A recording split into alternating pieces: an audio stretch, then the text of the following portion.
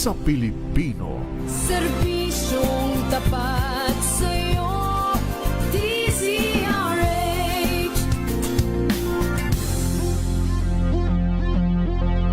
Romblon, Mayor Guard Montojo, dyan po sa Romblon, good morning. At syempre kay Ma'am Bing Solis, dyan po sa lalawigan ho ng Romblon.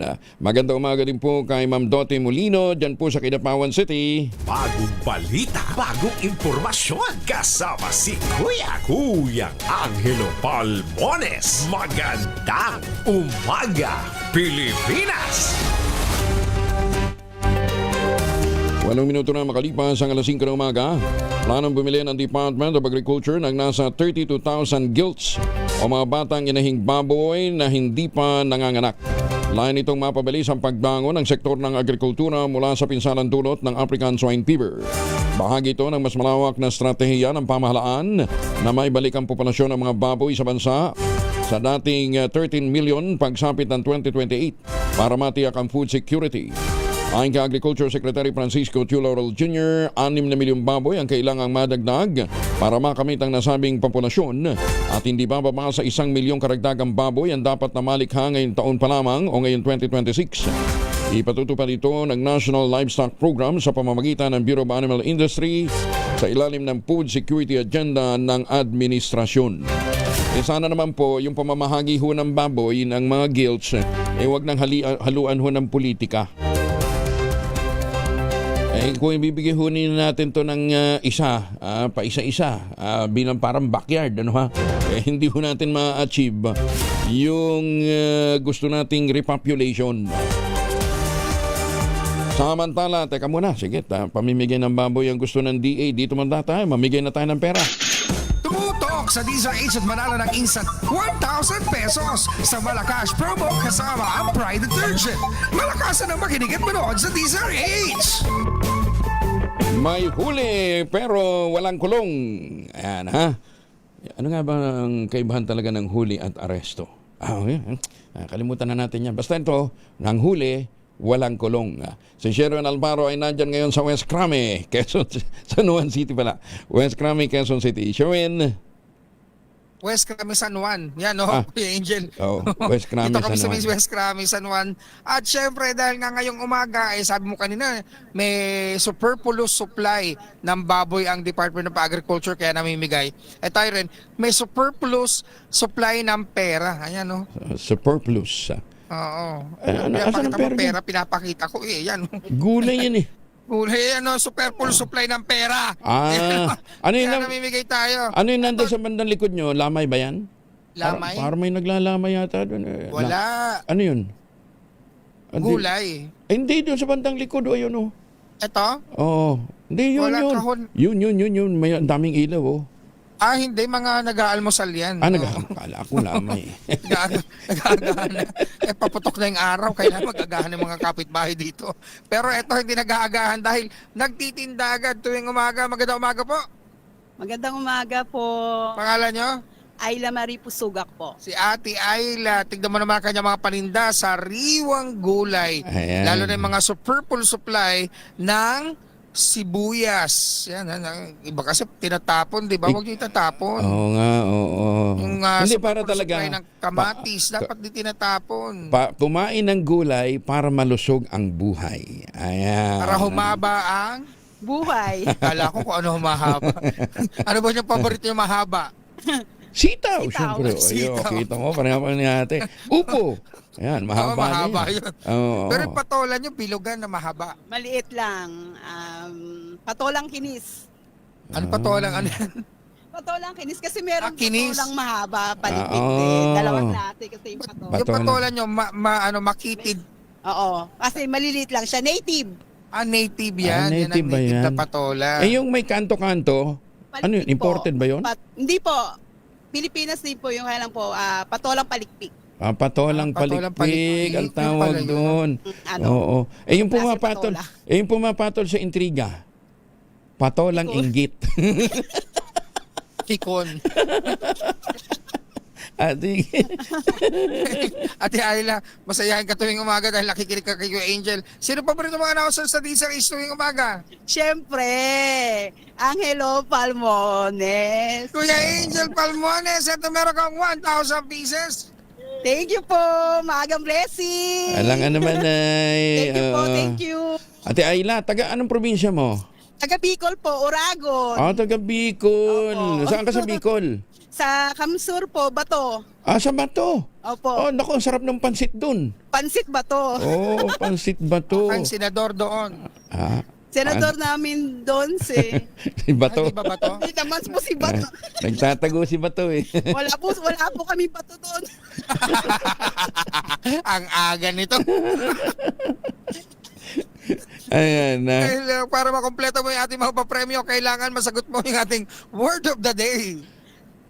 Super Blues. Superfluous. Superfluous. Yan. Kalabisan. Ayan. Sobra. Dahil dito po Superfluous. ang ating medium component natin sa atin ang Astron, ang official radio set partner ng DZRH, Alagang Astron, Alagang Maasahan. At syempre meron ka rin tatanggapin na grocery mula yan sa ACS at sa DZRH. At hindi lang yan, meron ka rin pinakamalaki, pinakabago, pinakamabango ang Pride with fabric conditioner, Korean strawberry bloom detergent powder with stain away formula.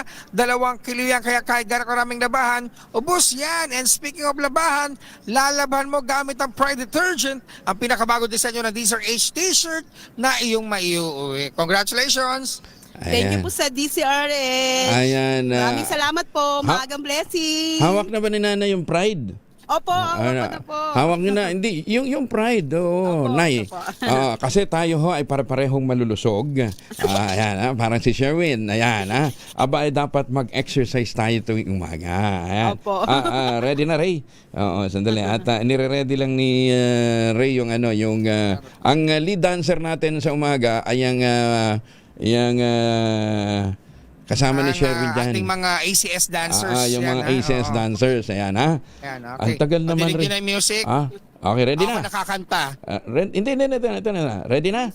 Okay. Ako nakakanta. Gusto nyo? Ray. Volunteer na lang ako. Take it kanta. away, Ray.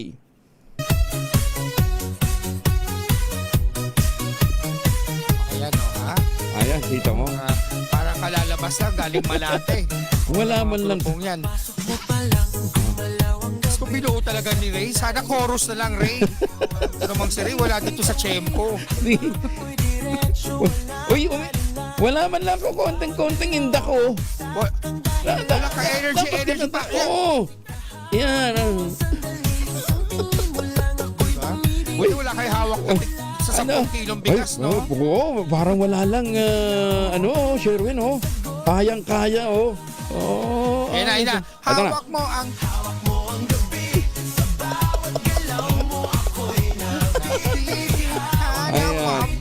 Hawak mo ang pride. Ayan, tama na. Kuya Sherwin. Angel, di naman nagsasayaw. Hindi, tama na. Baka Hindi gutumin. naman namin nakita. Baka gutumin yung backup dancers mo dyan. Mahirap na. Hanapan ka ng breakfast dyan. Okay, Naku, maraming salamat. At syempre sa mga nais manalo ng 1,000 pesos na agad dumutok sa DZRH, baka na sa sunod nating winner sa DZRH Malacash promo kasama ang Pride Detergent. RH number 6, Sherwin Batalfaro, DZRH, una sa Pilipinas, una sa Pilipino. Tutok lang! Tutok na sa DZRH Radio, DZRH Facebook, DZRH YouTube, at DZRH TV. Baka ikaw na ang susunod na winner sa DZRH Malacash Promo! Magandang umaga sa mga suki natin dyan sa Davao City, sa mga taga-Kinapawan, good morning. At sa mga suki ho natin dyan po sa Mid-Sayap, sa Kabakan, North Cotabato, good morning po sa ating mga suki all over the Philippines. Magandang umaga, Pilipinas! Eka nga pala, kayo ho ba ay tawag dito? Nakabasa na ho nung mga balita tungkol dun sa pagsasauna. Benefits daw ho ng pagsasauna. Nagbababala po ang mga eksperto kaugnay ng kumakalat ng viral claim sa social media na nagsasabing ang pagpunta sa dry sauna ay epektibong paraan para maalis ang malaking porsyento ng microplastic sa dugo at reproductive fluids ng tao. Bagamat tila magandang pakinggan, binigyan diin ng mga scientifico na sa kasalukuyan wala pang sapat na ebidensya ang mga pag-aaral na nagpapatunay sa ganitong antas ng kasiguruhan. Ayon sa mga eksperto, totoong ang pagpapawis at ang pagbibilad sa init o yung pong heat exposure ay nakatutulong sa sirkulasyon ng dugo at kilala rin ang sauna sa pagtulong sa katawan na ilabas ang ilang uri ng heavy metals at environmental compounds. Gayunman, ang pag-aaral sa microplastics ay tinuturing pa ring developing area. Ayon sa mga lulubhasa, nagsimula pa lamang silang intindihin kung paano pumapasok ang plastic na ito sa katawan ng tao. Hindi pa malinaw kung saan bahagi sila ng eksaktong namamalagi o nag-accumulate at wala pang kumpirmadong mekanismo na magpapatunay na kaya silang i-flush out ng inyong pagbababad sa sauna o dry sauna. Magandang umaga, Pilipinas! Pinaka-epektibo pa rin ho kung gusto ho nating mapanatili ang sigla ng ating katawan, mag-exercise, mag-jogging o kaya ho mag-bike. 18 minuto na makalipas ang alas 5 ng umaga at para ho doon sa mga suki natin sa mga pabalik na ho ng Pilipinas, yung mga nandyan sa Hong Kong, sa Taipei, Taiwan, sa Macau, sa Middle East at sa iba pang panig ng mundo, yung mga nanggaling ho ng Europa, pabalik ng Pilipinas, huwag nang magpasalubog ng imported na tsokolate. Meron po tayong tangerine chocolate. Ang tangerine chocolate po ay produkto ng mga magnaniyog ng mga magsasaka dyan po sa lalawigan ng Quezon. Sa tulong nga po ni Dr. Helen Tan, yung po mga planting material ng kakao galing Davao, hinakot po yan para maitanim dyan po sa lalawigan ng Quezon. Kaya ngayon ay nagpuproduce na ho sila ng dekalidad na cacao beans, pinoprocess para maging tangerine chocolate. Available po yan sa 0919-095-5935. May mahigit 10 variants po ang tangerine chocolate ng mga raw material. Galing din po sa ani ng ating mga magsasaka. I-check po ninyo sa tangerinechocolate.ph. Lalong-lalo na ngayong magma-Mother's Day. Naku, nakapagregalo na kayo, nakapagpasaya na kayo ng inyong mga mahal sa buhay, ng ating mga nanay. Abay, nakatulong pa ho kayo sa ating mga magsasaka dyan po sa lalawigan ng Quezon. Sabi nga po ni Dr. Helen Tan, sino bang magmamalasakit sa Pilipino kundi ang kapwa Pilipino? Kaya sa bawat tangkilik natin ng tangerine chocolate, pinalalakas natin ang ating lokal na ekonomiya, pinalalakas natin ang loob ng ating mga magsasaka. Tangerine chocolate 100% gawang atin. Pakiusap ni Dr. Helen Tan, sana naman ay ating tangkilikin. Magandang umaga, Pilipinas! Alas 5:20.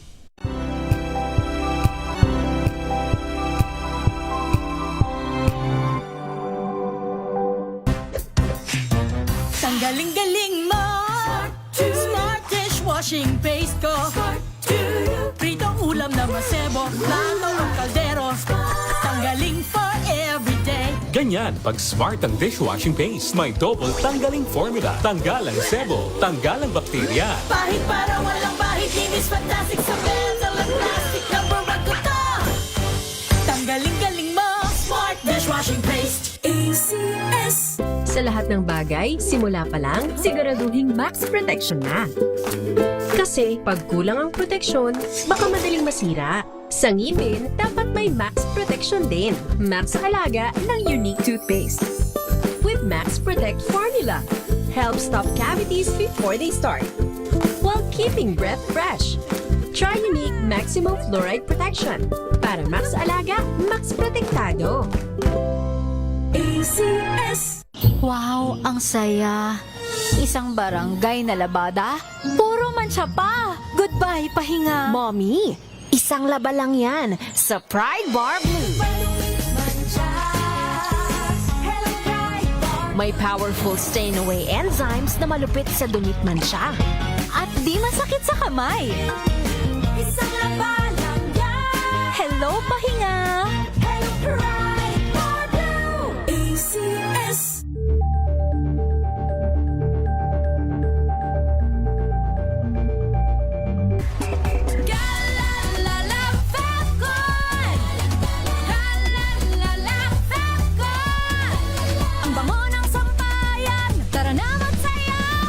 Fabcon, amoy nakaka-joyful.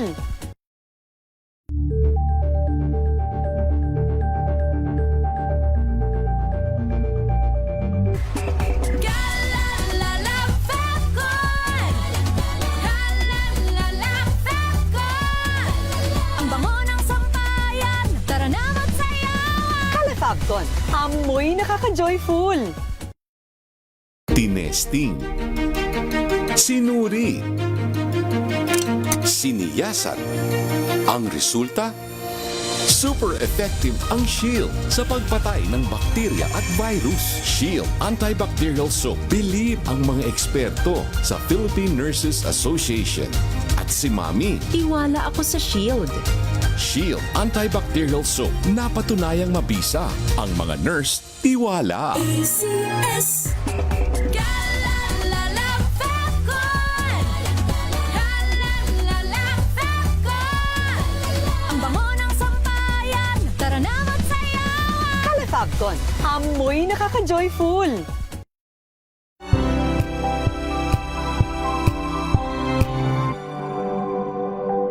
Sa loob ng 86 na taon, DZRH ang naging kaagapay ng mga Pilipino sa balita, sa serbisyo at sa bawat kwento. 86 na taon ng tiwala at sa mga darating pang taon, mas pinalakas at mas pinagtibay para sa Pilipino. DZRH. Una sa Pilipinas, una sa Pilipino. Serbisyong tapat sa'yo, DZRH.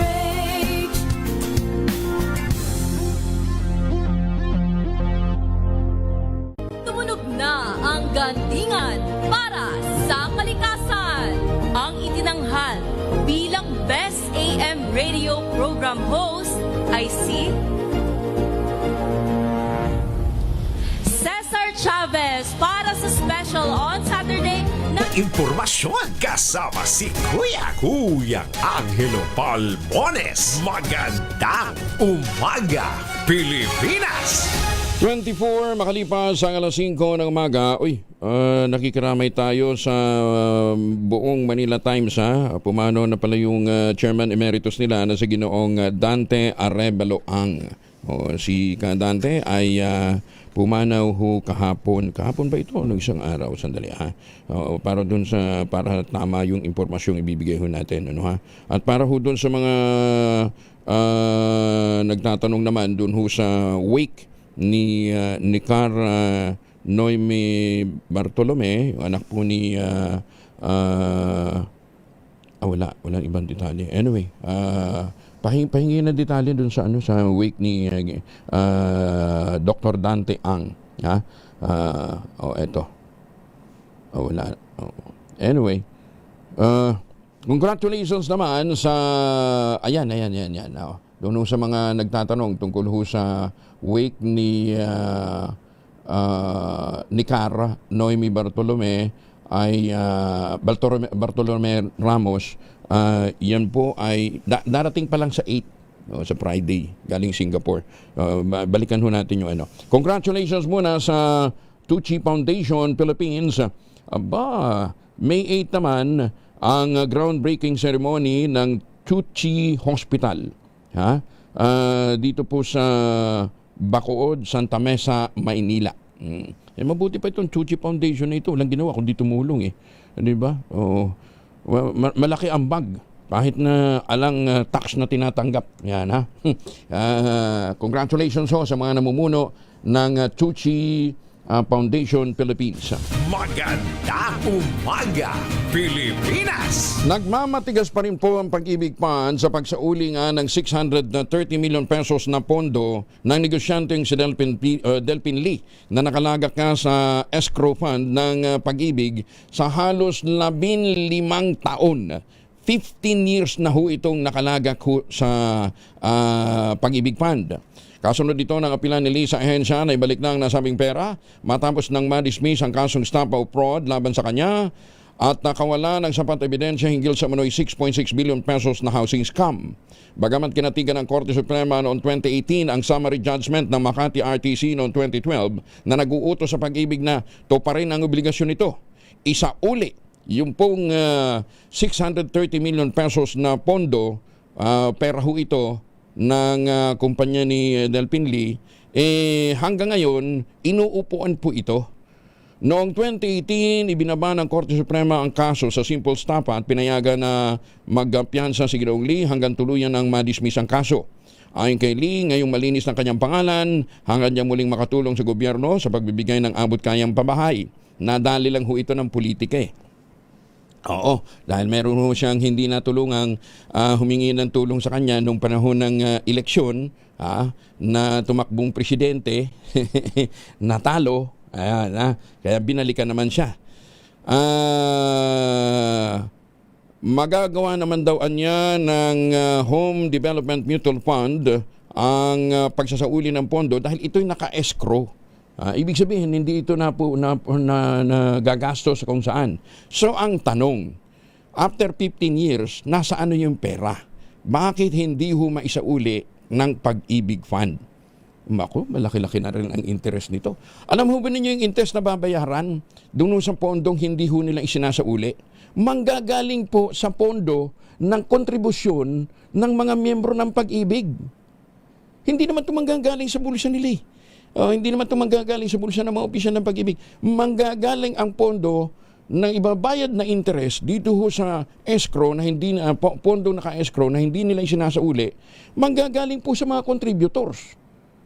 So ang tanong, bakit hindi pa maisauli ang 630 million pesos na naka-escrow fund dyan sa Pag-ibig for the past 15 years? Saan napunta yung pera? Dapat hindi po ito nagagalaw dahil ito nga po ay nakalaan bilang escrow fund. Pag-ibig, mahiya naman kayo sa mga miyembro. Pagbabayarin ho ninyo ng interest, wala naman silang kasalanan. Asa na yung pera? Bakit hindi nyo maisauli? Di ba? Dapat siguro dito makasuhan na. Estapa ba yan? Estapa o anti-graft? Kasi hanggang ngayon hindi masauli. Alam ho ninyo, ang magdurusa ho dito, yung pong contributors, yung pong mga nagko-contribute, yung pong mga nag-i-invest sa Pag-ibig Fund. Di ba? Yung mga miyembro, babayaran yung interest dahil hindi maisauli yung pondong naka-escrow na ang may kagagawan ay mga taga-Pag-ibig. Ayan ang harap-harapang hold-up. Magandang umaga, Pilipinas! Alas 5:30 ang oras sa buong kapuluan, lilimitahan na lamang ng DSWD sa 10,000 drivers kada araw ang pamamahagi ng ayuda sa mga transport at delivery riders sa susunod na round ng payout sa May 13.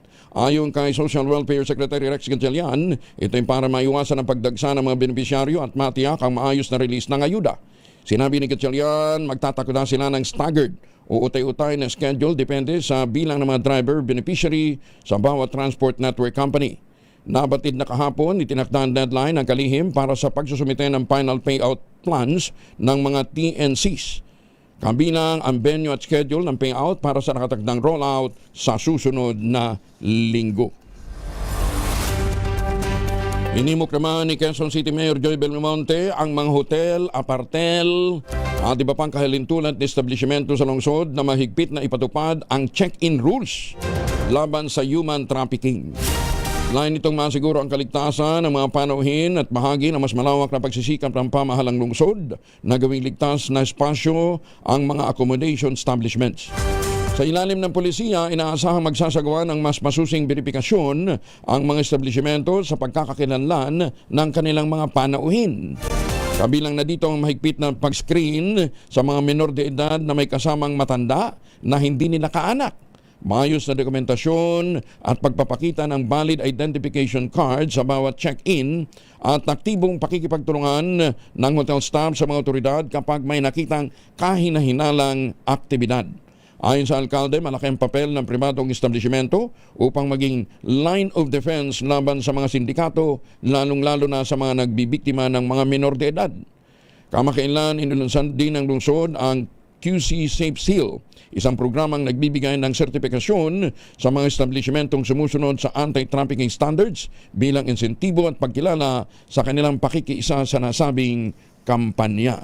Magandang umaga, Pilipinas! 31 na makalipas ang alas 5 ng umaga.